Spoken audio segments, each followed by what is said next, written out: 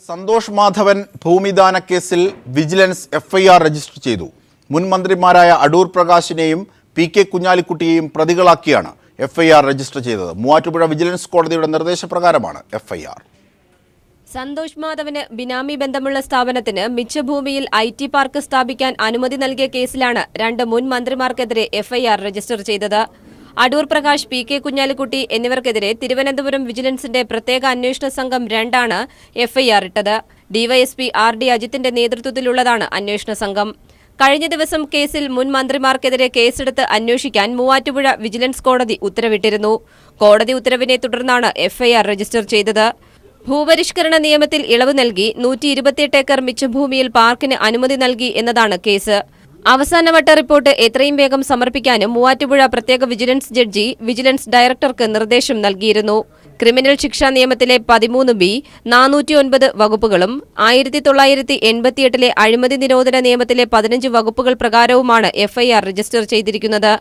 2015 ഫെബ്രുവരി 25 മന്ത്രിസഭാ യോഗമായിരുന്നു ഈ വിവാദ തീരുമാനമെടുത്തത്. എസ് ഷീജ, തിരുവനന്തപുരം. മലാപ്പറമ്പ് സ്കൂൾ അടച്ചുപൂട്ടണമെന്ന് സുപ്രീം കോടതിയും. ഹൈക്കോടതി വിധിക്കെതിരെ സർക്കാർ സുപ്രീം കോടതിയിൽ സമർപ്പിച്ച ഹർജി തള്ളി. ഹൈക്കോടതി വിധി സ്റ്റേ ചെയ്യണമെന്ന് PTA ഹർജിയും തള്ളിയിട്ടുണ്ട്. ജൂൺ 8 സ്കൂൾ പൂട്ടണമെന്നാണ് സുപ്രീം കോടതിയുടെ നിർദ്ദേശം. വിവരങ്ങളുമായി മനു ശങ്കരൻ ഞങ്ങളുടെ പ്രതിനിധി ചേരുന്നു. മനു, ഈ വിഷയത്തിൽ സുപ്രീം കോടതി സർക്കാരിന്റെ ഹർജി തള്ളുന്നതിന് എന്തൊക്കെ കാരണങ്ങളാണ് നിരത്തിയത്? വിധിയുടെ വിശദാംശങ്ങളിലേക്ക്, ഉത്തരവിന്റെ വിശദാംശങ്ങളിലേക്ക്. അജിംഷാദ്, നിലവിലുള്ള ഹൈക്കോടതി ഉത്തരവിൽ യാതൊരുവിധ നിയമപ്രശ്നങ്ങളും ഇപ്പോൾ സുപ്രീം കോടതിക്ക് മുമ്പാകെ ഇല്ല എന്ന് ചൂണ്ടിക്കാട്ടിക്കൊണ്ടായിരുന്നു ജസ്റ്റിസ് PC ഗോയലിന്റെ അധ്യക്ഷനായ ബെഞ്ച് നിലവിൽ സംസ്ഥാന സർക്കാരിന്റെ ഹർജി തള്ളിയത്. അതിനാൽ തന്നെ മറ്റന്നാൾ തന്നെ മലാപ്പറമ്പ് സ്കൂൾ പൂട്ടേണ്ടി വരും. നിലവിലുള്ള ഹൈക്കോടതി ഉത്തരവ് അധ്യയനം ആരംഭിച്ച സ്ഥിതിക്ക് തന്നെ വിദ്യാർത്ഥികളുടെ ഭാവി വിദ്യാഭ്യാസ ഭാവി തന്നെ അനിശ്ചിതത്തിലാക്കുന്ന ഒരു വിധിയാണെന്നും അതിനാൽ തന്നെ ഈ ഉത്തരവ് സ്റ്റേ ചെയ്യണമെന്നും ആവശ്യപ്പെട്ടുകൊണ്ടായിരുന്നു സംസ്ഥാന സർക്കാർ ഒപ്പം PTA കൂടി കക്ഷി ചേർന്നുകൊണ്ട് സുപ്രീം കോടതിയെ സമീപിച്ചത്. എന്നാൽ നിലവിൽ കുട്ടികളെ മറ്റു സ്കൂളുകളിലേക്കൊക്കെ മാറ്റുന്നതിന് ആവശ്യമായ സമയമുണ്ടായിരുന്നു. അതിനാൽ തന്നെ ഇതിനൊരു ബദൽ മാർഗം സർക്കാർ തേടേണ്ടതായിരുന്നു. അതിനാൽ തന്നെ മാനേജ്മെന്റിന്റെ വാദം അംഗീകരിക്കാതിരിക്കാൻ വഴിയില്ല എന്ന് ചൂണ്ടിക്കാട്ടിക്കൊണ്ടാണ് സുപ്രീം കോടതി ഇത്തരത്തിലൊരു നിരീക്ഷണം നടത്തിയത്. അതിനാൽ തന്നെ സ്വാഭാവികമായും മറ്റന്നാൾ തന്നെ മലപ്പറമ്പ് സ്കൂൾ പൂട്ടേണ്ടി വരും. നേരത്തെ മാനേജ്മെന്റ് ഹൈക്കോടതിയെ സമീപിച്ച സമയങ്ങളിൽ മുൻ സർക്കാർ ഇതിനെതിരെ ഒരു അപ്പീൽ നൽകിയില്ല എന്നതാണ് ഇപ്പോഴും സുപ്രീം കോടതിയിൽ എത്തിയപ്പോഴും ശ്രദ്ധേയമായത്. നിലവിൽ ഇത്തരത്തിൽ ഹൈക്കോടതിയിൽ ഒരു മുൻ സർക്കാർ അപ്പീൽ നൽകാത്തത് സുപ്രീം കോടതിയിലും മാനേജ്മെന്റിന് വാദങ്ങൾ അനുകൂലമാക്കി മാറ്റുന്നതിന് ഗുണകരമായി എന്ന് തന്നെ നിയമവിദഗ്ധരടക്കം ചൂണ്ടിക്കാട്ടുന്നു. അതിനാൽ ഇനി മറ്റന്നാൾ മുതൽ മലാപ്പറമ്പ് സ്കൂൾ അടച്ചുപൂട്ടേണ്ടി വരും. അജിംഷാദ്. ശരി മനു ശങ്കരനാണ് വിവരങ്ങൾ നൽകിയത്. മറ്റൊരു വാർത്തയിലേക്ക്. ഹരിപ്പാട് മെഡിക്കൽ കോളേജിലെ ഓഹരി ഇടപാടുകളിലും ക്രമക്കേട്. ഓഹരി ഉടമകളിൽ അധികവും അബ്കാരികളും റിയൽ എസ്റ്റേറ്റുകാരും. സെന്റിന് 5000 രൂപ വിലയുള്ള ഭൂമി ഇവർ വാങ്ങിയത് 2 ലക്ഷം രൂപയ്ക്ക്. ഡയറക്ടർ ബോർഡിലുള്ള പലരും ബിനാമികളാണെന്നതിനുള്ള തെളിവും പീപ്പിൾ TV പുറത്തുവിട്ടു.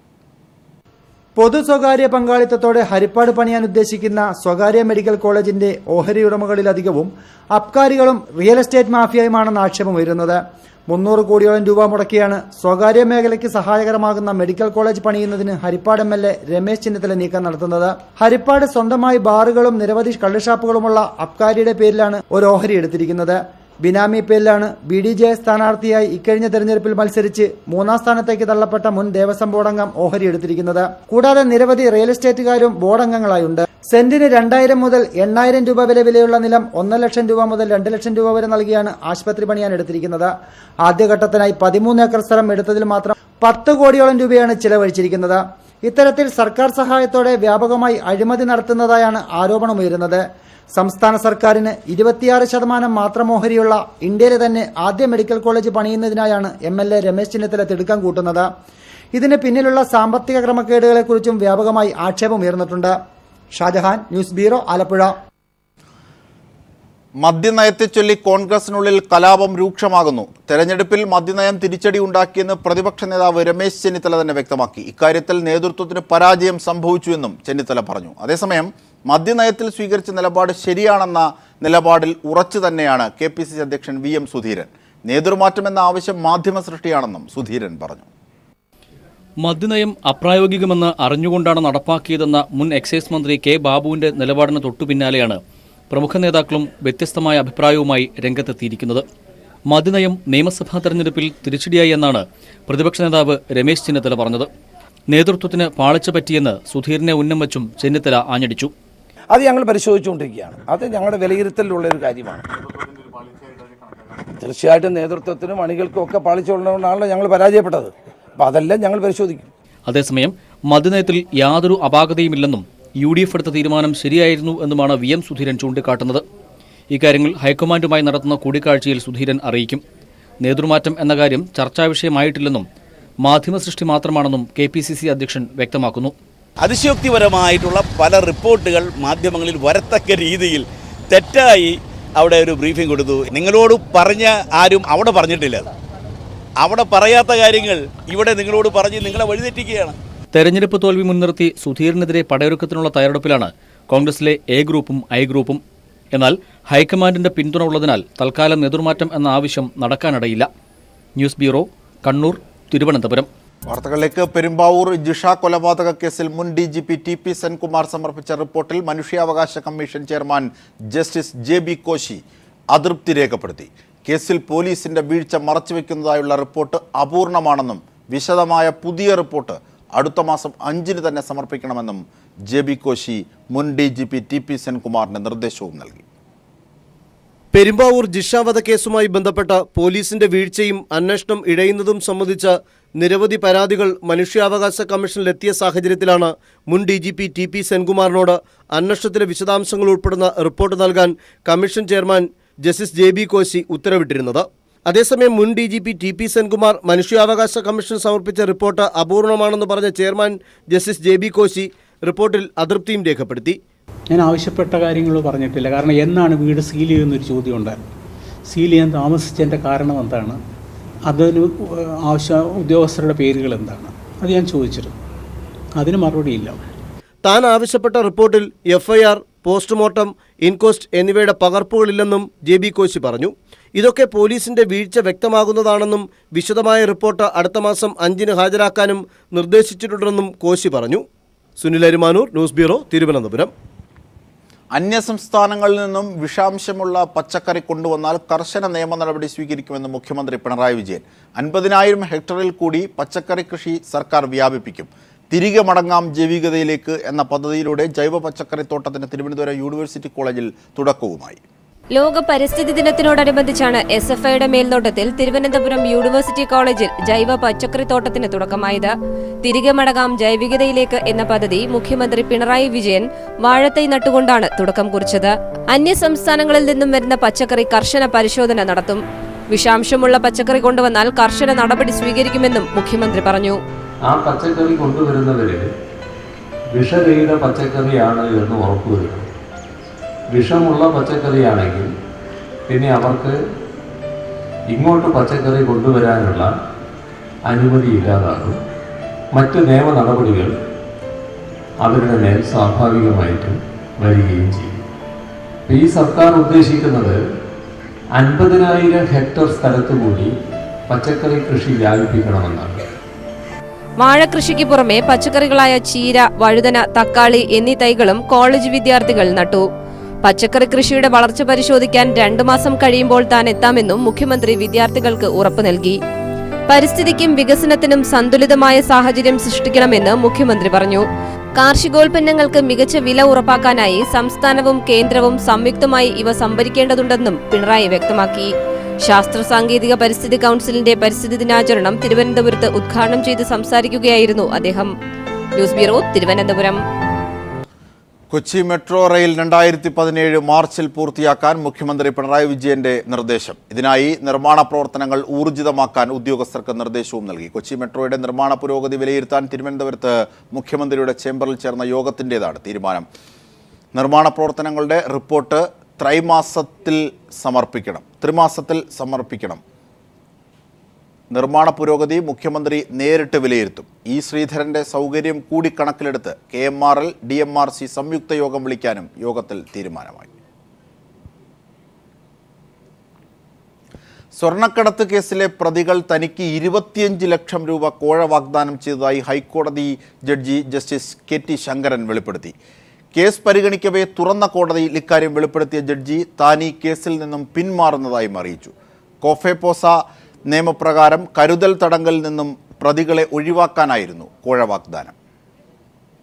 നെടുമ്പാശ്ശേരി വഴി സ്വർണ്ണക്കടത്ത് നടത്തിയ സംഭവത്തിൽ മൂവാറ്റുപുഴ സ്വദേശികൾ പ്രതികളായ കേസ് പരിഗണിക്കവെയാണ് ജഡ്ജിക്ക് കൈക്കൂലി വാഗ്ദാനം ചെയ്തുവെന്ന വെളിപ്പെടുത്തൽ ഹൈക്കോടതിയിലുണ്ടായത്. ജസ്റ്റിസുമാരായ KT ശങ്കരൻ, A ഹരിപ്രസാദ് എന്നിവരടങ്ങുന്ന ഡിവിഷൻ ബെഞ്ചായിരുന്നു കേസ് പരിഗണിച്ചത്. കോഫെപോസ പ്രകാരമുള്ള കരുതൽ തടങ്കൽ ഒഴിവാക്കണമെന്ന പ്രതികളുടെ ഹർജിയായിരുന്നു കോടതിയുടെ പരിഗണനയ്ക്കെത്തിയത്. ഇതിനിടെ താൻ പ്രസ്തുത കേസ് കേൾക്കുന്നതിൽ നിന്നും ഒഴിവാകുന്നതായി ജസ്റ്റിസ് KT ശങ്കരൻ തുറന്ന കോടതിയെ അറിയിക്കുകയായിരുന്നു. പ്രതികൾ തനിക്ക് കോഴ വാഗ്ദാനം ചെയ്തുവെന്നും ജഡ്ജി ഓപ്പൺ കോടതിയിൽ വെളിപ്പെടുത്തി. പ്രതികളുടെ കരുതൽ തടങ്കൽ ഒഴിവാക്കാൻ 25 ലക്ഷം രൂപയുടെ കോഴയാണ് തനിക്ക് വാഗ്ദാനം ചെയ്തതെന്നും ജഡ്ജി പറഞ്ഞു. എന്നാൽ ബാഹ്യമായ ചില കാരണങ്ങളാൽ താൻ കേസിൽ നിന്ന് ഒഴിവാകുന്നു എന്നാണ് ജസ്റ്റിസ് KT ശങ്കരൻ ഉത്തരവിൽ രേഖപ്പെടുത്തിയത്. News bureau, Kochi.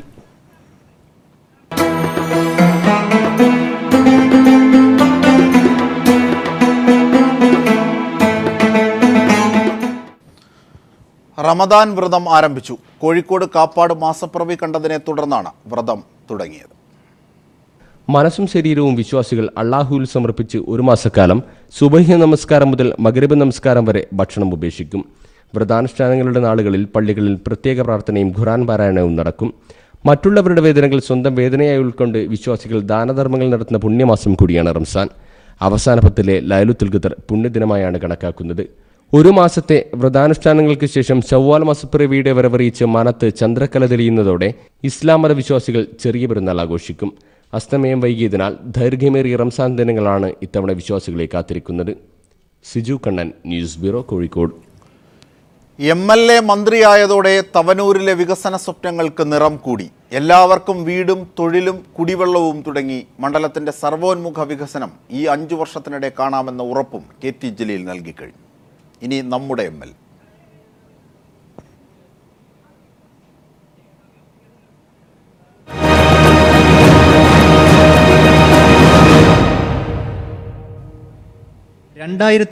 PK കുഞ്ഞാലിക്കുട്ടിയെ വീഴ്ത്തി നിയമസഭയിലെത്തിയ KT ജലീൽ തുടർന്നുള്ള തെരഞ്ഞെടുപ്പുകളിൽ തവനൂരിനെയാണ് പ്രതിനിധീകരിച്ചത്. മിനി പമ്പ, പ്രതീക്ഷാഭവൻ, കുടിവെള്ളം, ഗ്രാമീണ റോഡുകൾ, വിദ്യാഭ്യാസ സ്ഥാപനങ്ങൾ തുടങ്ങി ഇതിനകം തന്നെ തവനൂർ മലപ്പുറം ജില്ലയിലെ ശ്രദ്ധാകേന്ദ്രമായി മാറിയിട്ടുണ്ട്. KT ജലീൽ MLA LDF മന്ത്രിസഭയിൽ അംഗം കൂടിയായതോടെ മണ്ഡലത്തിന്റെ പ്രതീക്ഷകൾ ചെറുതൊന്നുമല്ല. മന്ത്രിയായെത്തിയ KT ജലീലിന്റെ ആദ്യ വാക്കുകളാണിത്. എല്ലാവരോടുമുള്ള എൻ്റെ അഭ്യർത്ഥന ഈ ഉത്തരവാദിത്വം ഭംഗിയായി നിർവഹിക്കാൻ, അഴിമതിരഹിതമായി, സ്വജനപക്ഷപാത മുക്തമായി ഈ ഉത്തരവാദിത്വം നിർവഹിക്കാൻ എനിക്ക് കഴിയട്ടെ എന്ന് നിങ്ങളെല്ലാവരും പ്രാർത്ഥിക്കണം. പ്രഭാഷകനായും നേതാവായും എഴുത്തുകാരനായും ജനപ്രതിനിധിയായും താരമായി നിന്ന തവനൂരിലെ MLA മന്ത്രിയായും തിളങ്ങുമെന്ന പ്രതീക്ഷയിലാണ് മണ്ഡലത്തിലുള്ളവർ. KT സാലിഹ്, മലപ്പുറം.